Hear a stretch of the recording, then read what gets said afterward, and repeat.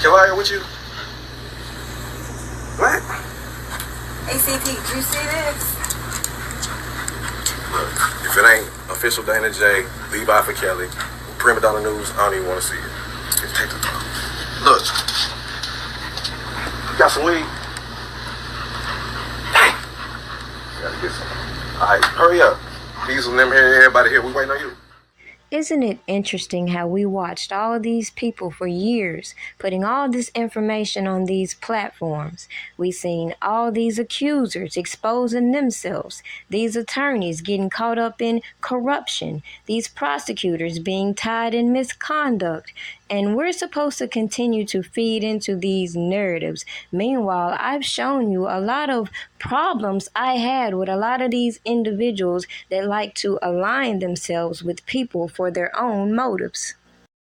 He's already said, I know when I talked to Miss Bunjean, we were together in Santa Monica, she said he's written some songs that he sang to her, that he has accepted that he's going to die there. He's accepted that. Mm-hmm. Will there be an appeal? Oh, yeah, she's definitely filing an appeal. But do you know how long an appeal takes? You know, the difference. Here's what happened. Here's what happened with Mr. Cosby. The reason why his appeal happened so quickly, he did 2 years and 10 months, but he had a voice speaking for him. Yes. Okay, who kept his story alive. R. Kelly has never had a voice to keep his story alive, to tell his story. Every day, I was Mr. Cosby's only visitor. Every day, I visited.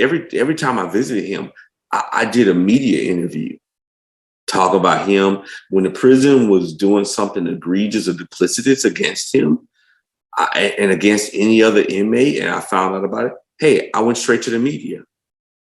Mm-hmm. And that beat them at their game. I think just he had too many people. Wrong people who wanted to just get to know me.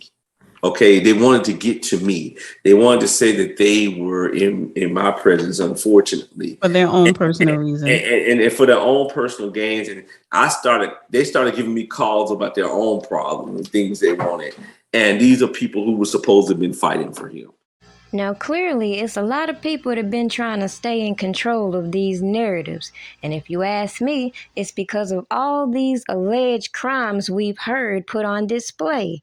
Yet it doesn't change the fact that I've told you how this gives light to how I feel these individuals involved in this conspiracy against Robert Kelly are going to end up sticking their foot in their mouth.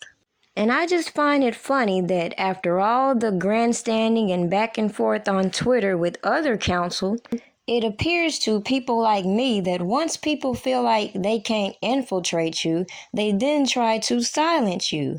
Just as we see with Bunjean and how now she's allegedly supposed to be off Twitter, but according to her, that didn't include retweets, so we'll continue to stand by and watch how the media covers this trial and the reactions we see on public display.